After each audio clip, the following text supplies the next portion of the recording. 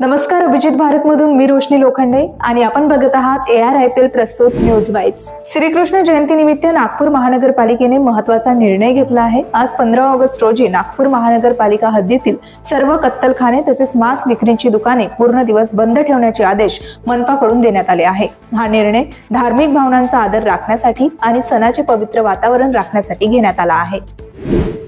गणेशोत्सवाच्या पार्श्वभूमीवर कोकणात जाणाऱ्या चाकरमान्यांसाठी मंत्री नितेश राणे यांच्या माध्यमातून मोदी एक्सप्रेस स्पेशल ट्रेनची घोषणा करण्यात आली आहे।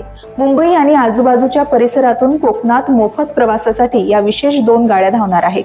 23 व 24 ऑगस्टला सकाळी 11 वाजता दादर रेल्वे स्थानकावरून या रेल्वे सुटणार आहे। याचे तिकीट वाटप 18 ऑगस्ट रोजी सुरू होणार आहे। ICICI बँकेने नवीन ग्राहकांसाठी वाढवलेली सेव्हिंग अकाउंटची किमान शिल्लक मर्यादा कमी केली आहे। मेट्रो आणि शहरी भागांमध्ये ही मर्यादा 50,000 रुपयांवरून घटवून आता फक्त 15,000 रुपये करण्यात आली आहे।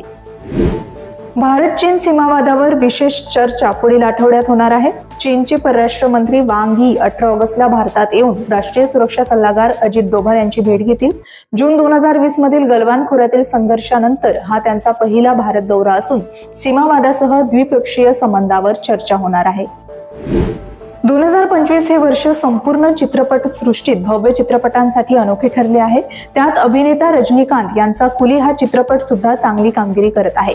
सोशल मीडियावर रजनीकांतच्या कबालीनंतरची सर्वोत्तम फिल्म म्हणून कुली या चित्रपटाची प्रशंसा होत आहे। माजी क्रिकेटपटू हरभजन सिंग यांनी आशिया कप 2025 मधील भारत-पाकिस्तान सामन्याबाबत BCCIच्या भूमिकेवर नाराजी व्यक्त केली आहे। आपल्या सीमेवर देशाचे रक्षण करणारे जवान उभे आहेत, त्यांच्या कुटुंबियावर काय बिततं याचा विचार न करता आपण क्रिकेट खेळायला जातो असे ते म्हणाले आहेत। तर आज देशभरातील घडामोडींचा आढावा आपण घेतला। उद्या पुन्हा भेटूया नवीन अपडेट्ससह।